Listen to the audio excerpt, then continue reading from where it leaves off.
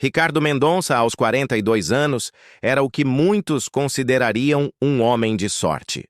Dono de um império empresarial que começou com uma pequena loja de eletrônicos herdada do pai e que hoje se estendia por todo o país, ele tinha tudo que o dinheiro podia comprar. Sua mansão no bairro mais nobre da cidade era um verdadeiro palácio moderno, com jardins que mais pareciam um parque particular, piscinas infinity, garagem para 15 carros importados e uma vista privilegiada, que valia milhões. Mas por trás de toda essa ostentação, Ricardo carregava um vazio que nem todo o ouro do mundo conseguia preencher. Divorciado há 3 anos de Cristina, uma mulher que se casara com ele claramente pelo dinheiro e status, ele descobrira da pior forma possível que o amor que acreditava ter encontrado era apenas uma ilusão cruel. A traição de Cristina com seu melhor amigo e sócio na época deixara cicatrizes profundas em sua alma, fazendo-o construir muros altos ao redor do coração. Desde então, Ricardo se tornara um homem fechado, desconfiado de qualquer demonstração de afeto. Acreditava firmemente que todas as pessoas ao seu redor estavam ali apenas pelo que ele podia oferecer financeiramente. Seus relacionamentos se limitavam a encontros casuais com mulheres da alta sociedade, encontros vazios que terminavam sempre, da mesma forma, com ele se sentindo mais sozinho do que antes. A rotina de Ricardo era matematicamente precisa. Acordava às 5:30 da manhã. Corria 10 quilômetros no seu esteira particular enquanto assistia às notícias econômicas internacionais, tomava um banho frio de exatos 15 minutos, vestia um dos seus 50 ternos italianos feitos sob medida e seguia para o escritório em sua limusine blindada. Trabalhava até às 9 da noite, jantava sozinho em restaurantes caros ou em casa e dormia com a ajuda de remédios para a insônia. Os fins de semana eram ainda mais solitários. Enquanto outras pessoas da sua idade aproveitavam o tempo livre, com família e amigos, Ricardo se refugiava em sua biblioteca particular, lendo biografias de outros empresários bem-sucedidos ou relatórios financeiros. Ocasionalmente recebia alguns conhecidos para jantares de negócios, mas nunca nada que pudesse ser chamado de amizade verdadeira. A única pessoa por quem Ricardo nutria um amor genuíno era sua mãe, Dona Helena, uma senhora de 78 anos que sofria de Alzheimer em estado avançado. A doença havia roubado dela quase todas as lembranças, incluindo, na maioria das vezes, o reconhecimento do próprio filho. Helena vivia em uma clínica particular especializada, a mais cara e renomada do país, onde recebia os melhores cuidados que o dinheiro podia proporcionar. Ricardo visitava a mãe religiosamente 2 vezes por semana, sempre às terças e sextas-feiras às 2 da tarde. Eram visitas dolorosas, onde ele segurava a mão de uma mulher que o olhava como se fosse um estranho. Dona Helena, que um dia fora uma mulher forte e determinada, agora parecia uma boneca frágil, perdida em um mundo que só ela conhecia. Às vezes ela o chamava pelo nome do marido falecido. Outras vezes perguntava quando o garotinho, referindo-se ao próprio Ricardo, voltaria da escola. Foi durante uma dessas visitas que Ricardo conheceu Marina Santos. Era uma sexta-feira chuvosa, de março, e ele chegara à clínica mais cedo que o habitual devido a um cancelamento de reunião. Ao entrar no quarto da mãe, deparou-se com uma cena que o fez parar na porta, observando em silêncio. Marina estava sentada na cadeira ao lado da cama de Dona Helena, segurando delicadamente sua mão, enquanto lia em voz baixa um livro de poesias. Sua voz suave ecoava pelo quarto como uma melodia, e pela primeira vez em muito tempo, Ricardo viu sua mãe com uma expressão de paz no rosto. Marina tinha cerca de 30 anos, cabelos castanhos presos em um rabo de cavalo simples e vestia o uniforme azul claro das funcionárias da limpeza da clínica. O que mais impressionou Ricardo naquele momento não foi apenas a ternura com que Marina tratava sua mãe, mas a genuína preocupação em seus olhos castanhos. Não havia ali qualquer fingimento ou obrigação profissional. era puro carinho humano. Marina acariciava os cabelos grisalhos de Dona Helena com a delicadeza de quem cuida de um tesouro precioso, sussurrando palavras de conforto sempre que a idosa demonstrava alguma agitação. Quando Marina finalmente percebeu a presença de Ricardo, levantou-se rapidamente, claramente constrangida. Pediu desculpas por estar ali durante seu horário de trabalho, explicando que sempre que terminava a limpeza do quarto, Dona Helena parecia ficar agitada quando ela se preparava para sair. Ela segura minha mão e não quer que eu vá embora, explicou Marina com os olhos levemente úmidos. Eu não consigo deixá-la assim, senhor. Espero que o senhor não se importe. Ricardo ficou sem palavras. Em todos os seus 42 anos, nunca havia presenciado tamanha compaixão desinteressada. Ali estava uma mulher simples, que ganhava um salário mínimo limpando quartos, dedicando seu tempo livre para proporcionar conforto a uma pessoa que nem mesmo a reconhecia. Não havia expectativa de recompensa, não havia câmeras filmando, para as redes sociais, não havia plateia para impressionar, apenas humanidade em sua forma mais pura. Marina trabalhava na clínica há 2 anos. Fora contratada após uma série de empregos instáveis que mal conseguiam sustentar ela e sua filha de 8 anos, Sofia. Divorciada de um homem que a abandonara quando descobriu que não conseguiria enriquecer rapidamente, Marina lutava diariamente para dar uma vida digna à filha. Moravam em um pequeno apartamento de um quarto na periferia da cidade, onde Sofia dormia na cama e Marina no sofá-cama da sala. Apesar das dificuldades financeiras, Marina nunca perdeu sua capacidade de enxergar beleza no mundo e de se importar genuinamente com outras pessoas. Era conhecida entre os colegas como alguém sempre disposta a ajudar, que dividia seu lanche quando alguém esquecia de trazer, que ficava até mais tarde quando uma colega precisava sair cedo para cuidar de um filho doente. Depois daquele primeiro encontro, Ricardo não conseguiu tirar Marina de seus pensamentos. Durante as reuniões executivas, se pegava divagando sobre a suavidade da voz dela, lendo poesia para sua mãe. Durante os almoços solitários nos restaurantes mais caros da cidade, se questionava quando fora a última vez que alguém havia demonstrado tanto carinho genuíno por outra pessoa em sua presença.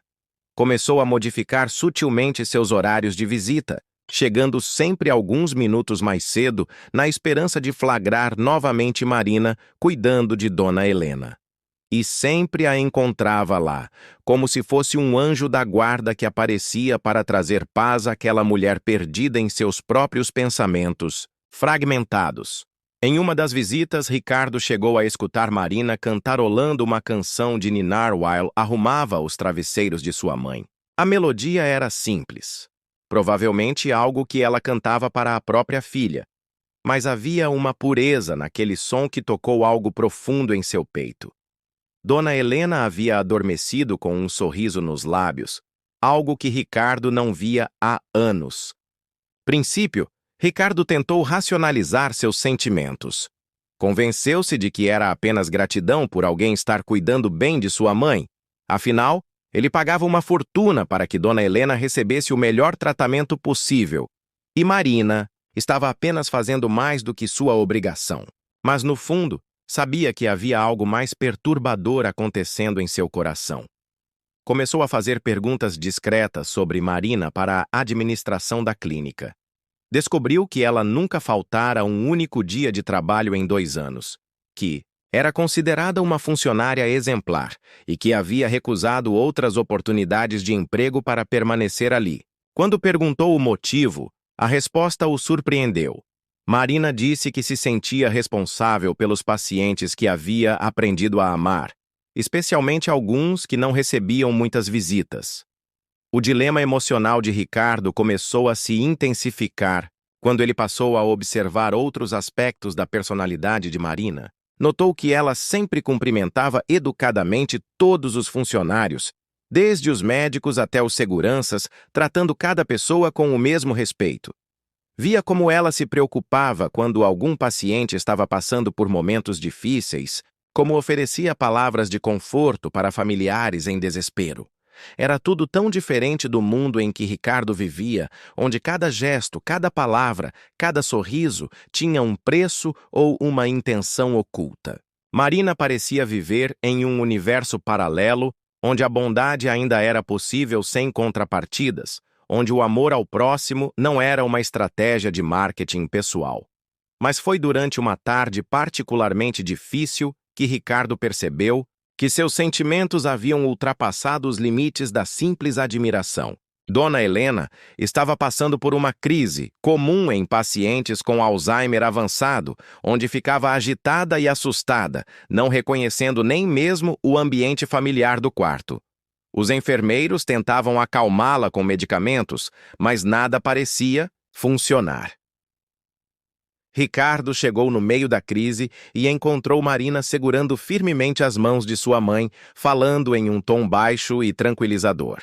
Não eram palavras vazias de consolo, mas memórias inventadas, histórias bonitas sobre passeios em jardins ensolarados, sobre crianças brincando, sobre o cheiro de bolo de chocolate saindo do forno. Marina criava um mundo alternativo onde Dona Helena podia se refugiar da confusão mental que a atormentava. "Olha só, Dona Helena", dizia Marina com uma paciência infinita. "As rosas do jardim estão florindo. Que tal se a gente fosse caminhar por lá?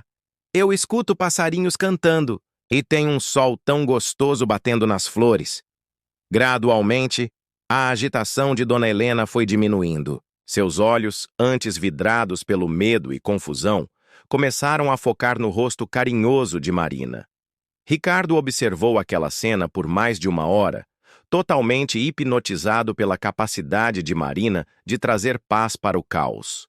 Não havia livros de medicina que ensinassem aquilo, não havia cursos universitários que formassem pessoas com aquele dom natural para curar feridas da alma. Era algo que vinha de dentro, algo raro e precioso como um diamante em bruto. Naquela noite, sozinho, em sua mansão de 15 quartos, Ricardo se deu conta de que estava apaixonado por Marina. A revelação o atingiu como um raio em céu limpo. Ele, que havia jurado nunca mais se permitir sentir amor por qualquer mulher, estava completamente rendido a uma faxineira que ganhava em 1 ano menos do que ele gastava em uma única gravata. O conflito interno que se seguiu foi devastador. Sua mente racional listava todos os motivos pelos quais aquilo era impossível. A diferença social, a diferença econômica, o que as pessoas diriam, como isso afetaria sua imagem pública. Seus advogados e consultores certamente o aconselhariam contra qualquer envolvimento que pudesse comprometer sua posição no mundo dos negócios. Mais perturbador ainda era a questão da confiança. Como Ricardo poderia ter certeza de que Marina não era como todas as outras, interessada apenas no que ele podia oferecer materialmente? Como saber se aquela bondade toda não era uma elaborada encenação para impressionar o homem rico cujo coração ela havia percebido que poderia conquistar? Essas dúvidas o torturavam dia e noite. Durante as reuniões de negócios, se pegava analisando cada pessoa ao seu redor, tentando detectar sinais de falsidade, de interesse financeiro disfarçado, de amizade ou respeito. Havia construído um império baseado em sua capacidade de ler pessoas, de identificar suas verdadeiras motivações. Mas com Marina se sentia completamente perdido. Começou a testar sutilmente suas reações. Em uma das visitas, deixou acidentalmente cair sua carteira cara próximo a ela. Marina simplesmente a apanhou e devolveu sem nem mesmo olhar para dentro. Em outra ocasião, mencionou casualmente que estava pensando em fazer uma doação para a clínica. Marina se alegrou genuinamente, mas logo emendou que esperava que a doação fosse usada para contratar mais enfermeiros, pois os pacientes precisavam de mais atenção individualizada. Cada pequeno teste que Marina passava sem nem mesmo perceber que estava sendo testada só aumentava a confusão emocional de Ricardo. Ele queria desesperadamente acreditar que havia encontrado algo real, mas sua experiência de vida o impedia de baixar completamente a guarda. O ápice de seu conflito interno chegou quando Ricardo começou a investigar discretamente a vida de Marina. Contratou um detetive particular para descobrir mais sobre ela, justificando para si mesmo que era apenas uma precaução necessária. Os relatórios que recebeu só confirmaram tudo o que já havia observado. Marina era exatamente quem aparentava ser.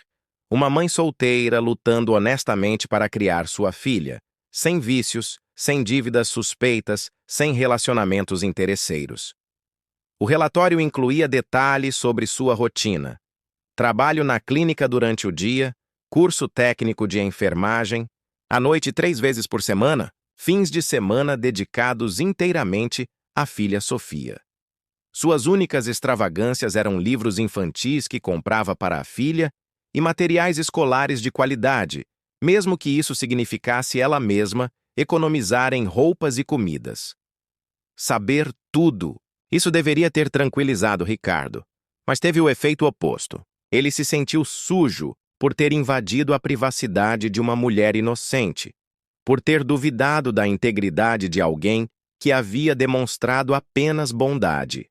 Ao mesmo tempo, se deu conta de que estava mais apaixonado do que nunca e que essa paixão estava se tornando uma obsessão perigosa. A situação se complicou ainda mais quando Ricardo percebeu que Marina havia começado a notar sua presença constante na clínica. Ela se mostrava educada, mas claramente desconfortável com a atenção que estava recebendo. Em algumas ocasiões, ele a flagrou olhando rapidamente na direção dele e depois desviando o olhar, como se temesse estar fazendo algo inadequado. Ricardo se viu preso em um dilema aparentemente impossível: como se aproximar de Marina sem assustá-la ou fazê-la pensar que seus sentimentos eram motivados por interesse material? Como expressar amor verdadeiro quando sua fortuna era simultaneamente sua maior conquista e seu maior obstáculo para encontrar amor genuíno? A resposta para essas perguntas viria de uma forma que Ricardo jamais poderia imaginar. A transformação de Ricardo começou de forma sutil, quase imperceptível. Pela primeira vez em anos, ele se pegou prestando atenção em coisas que antes passavam despercebidas. O sorriso tímido de Marina quando ela percebia que havia deixado sua mãe mais tranquila, a forma carinhosa como ela dobrava as cobertas, o cuidado com que arrumava as flores no vaso ao lado da cama. Ricardo começou a questionar seus próprios valores e prioridades. Durante uma reunião importante sobre a aquisição de uma nova empresa, se deu conta de que estava pensando se Marina havia levado o almoço para o trabalho naquele dia. Sabia que ela às vezes pulava refeições para economizar dinheiro, e isso o perturbava mais do que qualquer flutuação na bolsa de valores. Decidiu começar uma aproximação gradual e respeitosa. Passou a cumprimentar Marina educadamente quando a encontrava, sempre mantendo uma postura profissional, mas permitindo que conversas breves e naturais acontecessem. Descobriu que ela havia perdido o pai quando ainda era adolescente e que sua mãe morava em outra cidade, trabalhando como doméstica para sustentar os filhos mais novos. As conversas revelaram uma mulher de inteligência impressionante que havia interrompido os estudos para trabalhar, mas que sonhava em se formar em enfermagem para poder cuidar melhor dos pacientes que havia aprendido a amar. Marina falava sobre seus sonhos com uma paixão que Ricardo não via em nenhum dos seus executivos quando discutiam projetos milionários. Movido por um impulso que nem mesmo conseguia explicar, Ricardo decidiu tomar uma atitude que surpreenderia qualquer pessoa que o conhecesse. Começou a frequentar discretamente os mesmos lugares que Marina. A pequena lanchonete, onde ela comprava café durante o intervalo, a livraria modesta, onde ela folheava livros que não podia comprar, a pracinha onde levava a filha para brincar nos fins de semana. Não era stalking. Ricardo mantinha sempre uma distância respeitosa e nunca interferia em sua rotina. Era mais como um homem tentando entender um mundo completamente diferente do seu. Observava as interações simples e genuínas de Marina com outras pessoas, como ela dividia sua bolacha com uma colega de trabalho, como ajudava uma senhora a carregar suas compras, como brincava pacientemente com sua filha mesmo quando estava visivelmente cansada. Cada observação era uma lição de humanidade para Ricardo. Ele havia passado décadas construindo muros ao redor do coração, convencido de que generosidade era sinônimo de fraqueza, de que bondade era uma ferramenta usada por pessoas interesseiras. Mas Marina vivia a prova diária de que era possível ser bom simplesmente porque bondade era a coisa certa a fazer. A jornada emocional de Ricardo se aprofundou quando ele decidiu fazer algo que não fazia há anos: trabalho voluntário. Inspirado pelo exemplo de Marina, se inscreveu anonimamente para ajudar em um centro de distribuição de alimentos para famílias carentes. Usou roupas simples, omitiu seu sobrenome conhecido e se apresentou apenas como Ricardo. A experiência foi transformadora. Pela primeira vez, Ricardo interagiu com pessoas que não sabiam quem ele era, que não o tratavam com a deferência reservada aos ricos e poderosos. Conheceu mães solteiras como Marina, pais desempregados lutando para alimentar os filhos, idosos abandonados que dependiam da caridade para sobreviver. O que mais o impressionou foi descobrir que muitas daquelas pessoas, mesmo em situação de necessidade, demonstravam uma generosidade e alegria que ele não via no seu círculo social. Uma senhora que recebia cestas básicas sempre perguntava se podia levar algo extra para a vizinha que estava pior que ela. Um homem desempregado se oferecia para ajudar a carregar as doações, mesmo tendo problemas na coluna. Eram lições de vida que nenhuma escola de negócios havia ensinado, valores que nenhum consultor de sucesso havia mencionado em suas palestras motivacionais. Ricardo começou a entender que havia passado a vida toda medindo riqueza pelos números errados. Durante esse período de autodescoberta, sua relação com Marina evoluiu naturalmente. Ela começou a se sentir mais à vontade em sua presença, especialmente depois que percebeu como ele se preocupava genuinamente com o bem-estar de sua mãe. Ricardo demonstrava uma vulnerabilidade tocante quando falava sobre Dona Helena, compartilhando memórias da infância e expressando o quanto doía vê-la se deteriorando. Marina, com sua sabedoria emocional natural, soube oferecer o tipo de conforto que Ricardo nunca havia recebido de ninguém. Não eram palavras vazias de consolo, mas uma compreensão profunda da dor que ele carregava. "O amor que o senhor sente por ela está preservado", disse Marina em uma ocasião. "A doença pode apagar as lembranças dela, mas não pode apagar o amor que vocês construíram juntos." Foi nesse momento que Ricardo percebeu que Marina não via nele um homem rico e poderoso, mas simplesmente um filho que sofria ao ver a mãe se perdendo na escuridão do Alzheimer. Pela primeira vez em anos, Ricardo se sentiu visto e compreendido como ser humano, não como uma posição social ou uma conta bancária. A transformação interna de Ricardo começou a se refletir em mudanças práticas em sua vida. Passou a dispensar alguns luxos desnecessários, doando o dinheiro economizado para causas beneficentes. Começou a tratar seus funcionários com mais consideração, interessando-se genuinamente por suas vidas pessoais e desafios. Seus motoristas notaram que ele havia parado de falar ao telefone durante todo o trajeto, preferindo observar a cidade pela janela. Seus secretários perceberam que ele não ficava mais irritado com pequenos atrasos ou problemas menores. Havia uma serenidade nova em Ricardo, como se ele estivesse aprendendo a ver beleza em coisas que antes considerava insignificantes. Mas a mudança mais significativa estava acontecendo em seu coração. Ricardo estava se permitindo sonhar com um futuro diferente, onde o sucesso não era medido apenas por conquistas financeiras, mas pela capacidade de fazer diferença na vida das pessoas. Começou a imaginar como seria ter Marina ao seu lado, não como uma conquista ou troféu, mas como uma companheira que o ajudaria a se tornar uma versão melhor de si mesmo. Esse sonho se tornou mais tangível quando Ricardo soube que Marina estava passando por dificuldades financeiras extras. A filha precisava de um tratamento ortodôntico que o plano de saúde básico não cobria, e Marina estava fazendo horas extras sempre que possível para juntar o dinheiro necessário. Ela nunca mencionou suas dificuldades para Ricardo, mas ele soube através dos comentários de outras funcionárias que se preocupavam com ela. A primeira reação de Ricardo foi querer resolver o problema imediatamente. Poderia facilmente pagar o tratamento da filha de Marina sem nem mesmo sentir o impacto em suas finanças. Mas sabia que uma oferta direta poderia ser mal interpretada e ofender a dignidade dela. Precisava encontrar uma forma de ajudar que preservasse o orgulho e a independência de Marina. Foi então que teve uma ideia que demonstrava o quanto havia mudado. Em vez de resolver o problema de Marina diretamente, Ricardo decidiu criar oportunidades. Conversou discretamente com a administração da clínica sobre a possibilidade de oferecer bolsas de estudo para funcionários interessados em se especializar. Sugeriu também um programa de incentivo que ofereceria bonificações para funcionários exemplares.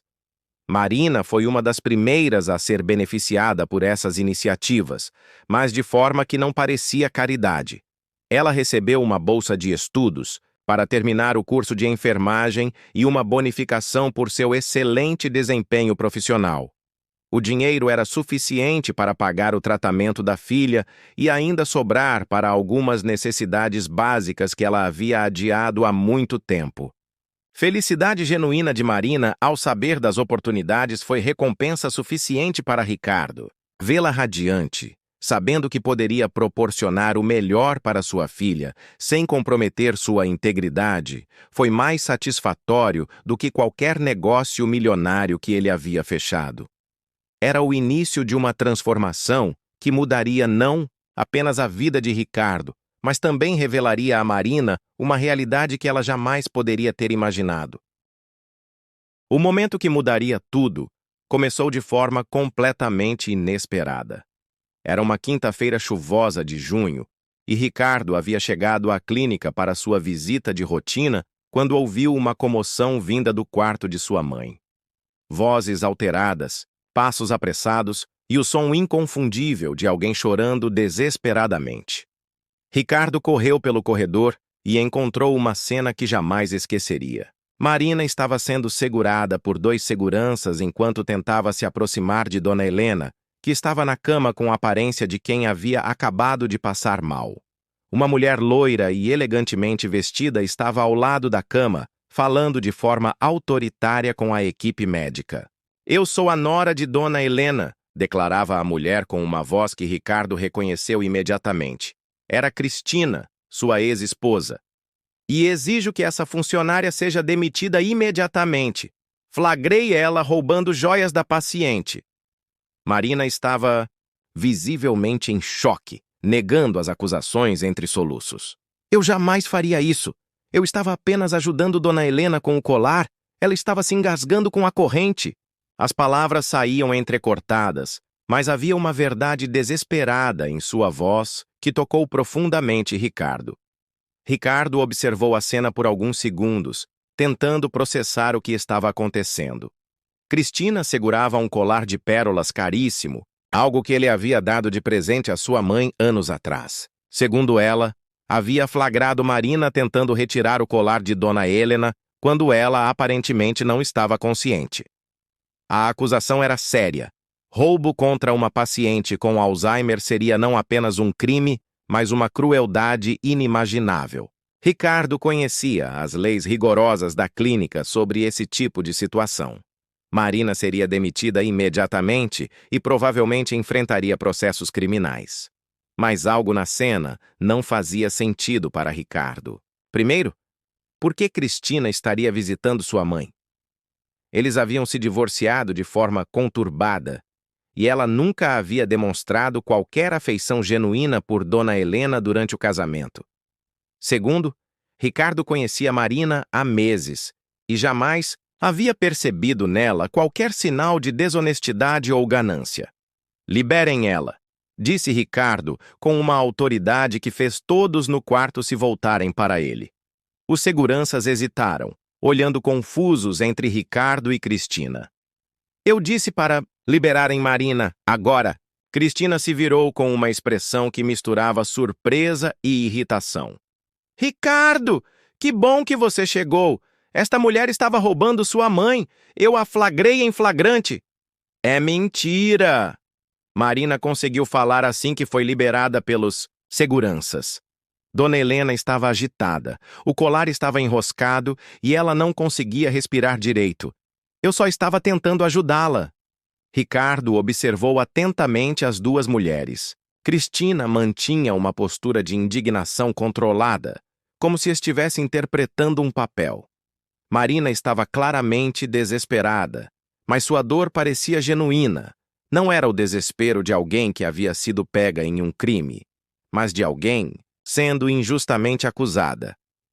Cristina, disse Ricardo com uma calma que não sentia. O que você está fazendo aqui? Você nunca visitou minha mãe desde nosso divórcio. A pergunta pegou Cristina desprevenida. Por um momento, sua máscara de indignação vacilou. Eu sempre me preocupei com Dona Helena. Vim visitá-la e encontrei esta situação terrível. Que interessante, continuou Ricardo, sua mente analítica trabalhando rapidamente. E como você entrou no quarto? A entrada é controlada. Apenas familiares diretos e funcionários autorizados têm acesso. Cristina hesitou novamente. Eu expliquei para a recepção que era sua ex-esposa e que queria fazer uma visita de cortesia. Ricardo se aproximou de Marina, que estava tremendo de nervoso e medo. Marina, me conte exatamente o que aconteceu. Marina respirou fundo e começou a relatar os eventos. Ela havia entrado no quarto para a limpeza de rotina e encontrara Dona Helena muito agitada, tentando tirar alguma coisa do pescoço. O colar de pérolas estava com a corrente enroscada e a idosa estava se debatendo, aparentemente com dificuldades para respirar. Eu tentei acalmá-la primeiro, explicou Marina, mas ela estava muito nervosa. Quando vi que o colar estava a machucando, tentei soltá-lo com cuidado. Foi quando essa senhora apareceu e começou a gritar que eu estava roubando. Ricardo analisou, cuidadosamente, a versão de Marina. Conhecendo sua mãe e os sintomas do Alzheimer, sabia que episódios de agitação eram comuns, especialmente quando ela se sentia desconfortável fisicamente. O colar realmente poderia ter causado o problema que Marina descrevia. Mas havia algo mais perturbador na situação. Ricardo se lembrou de que havia deixado instruções específicas para que sua mãe não usasse joias durante a estadia na clínica, exatamente para evitar situações como essa. Como o colar havia parado no pescoço de Dona Helena? Cristina, disse Ricardo, sua voz assumindo um tom mais firme. Quem colocou esse colar em minha mãe? A pergunta atingiu Cristina como um raio. Seus olhos se arregalaram por uma fração de segundo antes que ela tentasse recompor a postura. Eu não sei. Ela já estava usando quando cheguei. Isso é impossível, respondeu Ricardo. Eu deixei ordens expressas para que minha mãe não usasse qualquer tipo de joia. A equipe médica sabe disso há anos. O silêncio que se seguiu foi ensurdecedor. Marina olhava confusa entre Ricardo e Cristina, começando a entender que havia algo muito errado naquela situação. A equipe médica presente confirmou com acenos que realmente havia instruções contra o uso de joias pelos pacientes. Foi então que a verdade começou a se desvelar de uma forma que deixou Ricardo completamente chocado. Uma das enfermeiras, que havia permanecido quieta até então, se aproximou hesitantemente. Senhor Ricardo, disse ela em voz baixa. Eu vi quando a senhora chegou. Ela trouxe uma sacola e disse que tinha algumas coisas pessoais para deixar com Dona Helena. Nós permitimos porque ela se identificou como família. Que tipo de coisas? Perguntou Ricardo, sentindo um frio crescer em seu estômago. Algumas roupas, produtos de higiene e esse colar. Ela disse que Dona Helena sempre gostava de usá-lo e que seria bom para ela se sentir mais em casa. A revelação atingiu Ricardo como um soco no estômago. Cristina havia deliberadamente colocado o colar em sua mãe, sabendo dos riscos, e depois armado uma situação para incriminar Marina. Mas por quê? Ricardo se virou para Cristina com uma expressão que ela conhecia bem. Era o olhar que ele usava nos negócios quando descobria uma traição ou tentativa de golpe. Cristina, nós precisamos conversar. Agora. Em particular. Não há nada. Para conversar, Ricardo. Eu flagrei uma funcionária roubando sua mãe. É simples assim. Não, não é simples, replicou Ricardo. Você veio aqui depois de 3 anos, trouxe deliberadamente um colar que você sabia que minha mãe não deveria usar e depois acusou uma funcionária exemplar de roubo.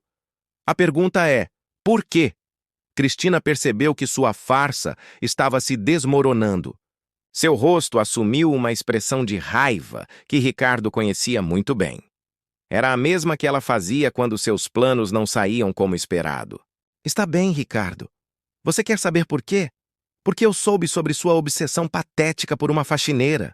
O choque na voz de Cristina ecoou pelo quarto. Marina, que ainda não entendia completamente a situação, olhou para Ricardo com uma expressão de confusão e surpresa. Você achou que ninguém ia descobrir? Continuou Cristina, perdendo completamente a compostura. Você, o grande Ricardo Mendonça, apaixonado por uma mulher que ganha salário mínimo, é patético. E é uma vergonha para tudo que você construiu. A verdade finalmente veio à tona. Cristina havia contratado investigadores particulares para monitorar a vida de Ricardo, esperando encontrar algo que pudesse usar contra ele em uma possível chantagem financeira. Quando descobriu sobre seus sentimentos por Marina, viu uma oportunidade de destruir a reputação dela e forçar Ricardo a se afastar. Você pensou que poderia destruir a vida de uma pessoa inocente para satisfazer sua inveja? Disse Ricardo, sua voz tremendo de raiva contida. Inveja? Cristina riu amargamente. Eu não tenho inveja de uma faxineira, Ricardo. Eu tenho pena de você. Você está se rebaixando por uma mulher que obviamente está interessada apenas no seu dinheiro. Foi. Então que aconteceu algo que ninguém esperava. Marina, que havia permanecido em silêncio absorvendo toda a revelação, se dirigiu calmamente a Ricardo. Senhor Ricardo, disse ela com uma dignidade impressionante. Eu não sabia dos seus sentimentos e peço desculpas se de alguma forma dei a impressão de que estava interessada em qualquer coisa além de cuidar bem da sua mãe. Ricardo sentiu o coração acelerar. Marina, você não precisa... Preciso sim. Ela interrompeu suavemente. Esta situação deixou algumas coisas claras para mim. Primeiro, que existe gente capaz de fazer mal a uma pessoa inocente como Dona Helena apenas por maldade. Segundo, que o senhor é um homem muito melhor do que eu imaginava, porque mesmo gostando de mim, nunca me desrespeitou ou usou sua posição para me pressionar. Marina se virou para Cristina com uma firmeza que surpreendeu a todos. E terceiro, que existe uma diferença enorme entre pessoas que têm dinheiro e pessoas que têm caráter. A senhora pode ter roupas caras e joias bonitas, mas acabou de mostrar que não tem nem um pouco da decência que qualquer pessoa deveria ter. O silêncio que se seguiu foi absoluto. Cristina estava visivelmente chocada por ter sido confrontada por alguém que ela considerava inferior. A equipe médica observava a cena em completo silêncio, impressionados com a dignidade de Marina diante da humilhação que havia sofrido. Nos dias que se seguiram ao incidente, Ricardo tomou uma série de decisões que surpreenderiam qualquer pessoa que o conhecesse. Primeira medida, garantiu que Cristina enfrentasse todas as consequências legais por suas ações. Ela foi processada por calúnia, difamação e por colocar deliberadamente uma paciente em risco. Os advogados de Ricardo eram implacáveis e Cristina descobriu rapidamente que mexer com a vida de pessoas inocentes tinha um preço alto. Mas a transformação mais significativa estava acontecendo dentro do próprio Ricardo. O incidente havia sido como um espelho, mostrando-lhe claramente a diferença entre a pessoa que ele era e a pessoa que queria se tornar. Marina havia demonstrado uma força de caráter que ele admirava profundamente, mas também havia deixado claro que não estava interessada em um relacionamento baseado na diferença de posições sociais. Ricardo passou uma semana inteira refletindo sobre suas prioridades de vida. Pela primeira vez em décadas, Questionou seriamente se todo o dinheiro e poder que havia acumulado realmente faziam dele uma pessoa melhor ou mais feliz. A resposta era claramente não. Decidiu então fazer algo que chocaria o mundo dos negócios. Começou a se desfazer gradualmente de parte de seu império empresarial. Não de forma irresponsável, mas estratégica, mantendo apenas as empresas que realmente o realizavam e vendendo aquelas que existiam apenas para acumular mais riqueza. Com o dinheiro da venda, Ricardo criou uma fundação dedicada a ajudar famílias, em situação de vulnerabilidade social, com foco especial em mães solteiras que lutavam para dar educação e cuidados de saúde para seus filhos. O nome da fundação? Instituto Helena Santos, homenageando sua mãe e Marina, as duas mulheres que mais haviam impactado sua vida. Marina ficou sabendo da fundação através de outras funcionárias da clínica, que comentaram sobre as oportunidades de bolsas de estudo e auxílios que estavam sendo oferecidos. Ela não fez a conexão imediatamente com Ricardo, pois ele havia deliberadamente mantido seu envolvimento discreto. Foi só quando Marina foi convocada para uma entrevista para uma das bolsas de estudo integrais para o curso de enfermagem que ela descobriu a verdade. O endereço a levou ao escritório central da fundação, onde Ricardo a esperava pessoalmente. Senhor Ricardo, disse Marina claramente confusa. Eu vim para uma entrevista de bolsa de estudos. E é exatamente isso que você terá, respondeu Ricardo com um sorriso genuíno. Se aceitar, é claro. Ricardo explicou sobre a fundação, sobre como a ideia havia nascido da inspiração que ela e sua mãe lhe deram, sobre como havia percebido que verdadeiro sucesso não se media em conta bancária, mas na capacidade de fazer diferença na vida das pessoas. Eu não posso aceitar isso, disse Marina, mesmo com lágrimas nos olhos. Seria caridade disfarçada e eu tenho orgulho do meu trabalho. Não é caridade, Marina. É justiça. Você tem talento, dedicação e um coração que o mundo da saúde precisa. Esta bolsa não é um favor pessoal meu para você. É um investimento da sociedade em alguém que pode fazer a diferença na vida de muitas pessoas. Ricardo havia estruturado tudo de forma que Marina receberia a bolsa através de um processo seletivo legítimo, onde ela havia sido escolhida por mérito próprio entre centenas de candidatas. Não era um gesto romântico disfarçado, mas o reconhecimento genuíno de seu potencial profissional. Durante os meses seguintes, Ricardo e Marina desenvolveram uma amizade baseada em respeito mútuo e objetivos compartilhados. Ricardo descobriu que trabalhar na fundação lhe dava uma satisfação que nenhum negócio milionário havia proporcionado. Marina, por sua vez, começou a ver Ricardo não como um homem rico tentando impressioná-la, mas como alguém genuinamente comprometido em usar seus recursos para o bem.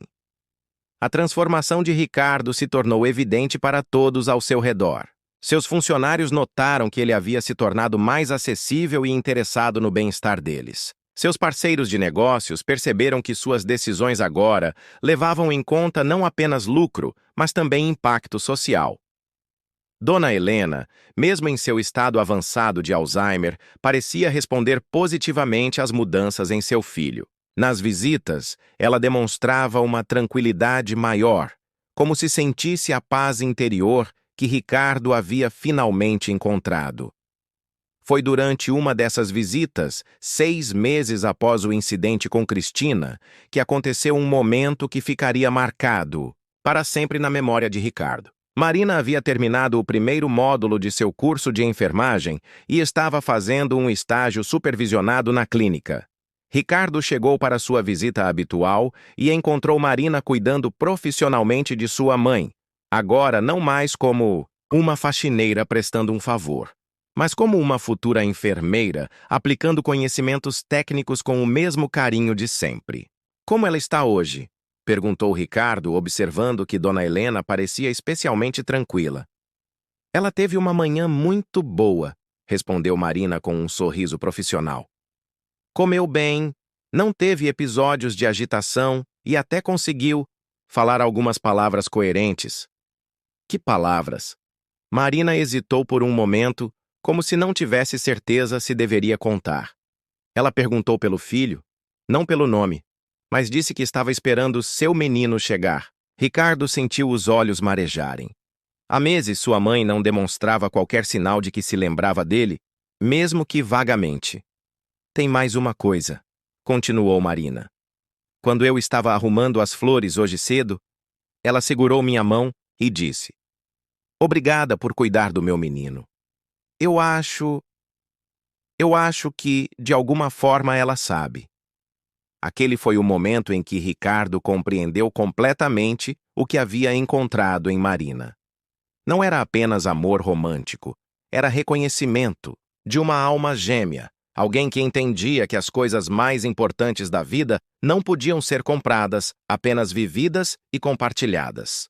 Marina, disse Ricardo suavemente, posso te fazer uma pergunta pessoal? Claro.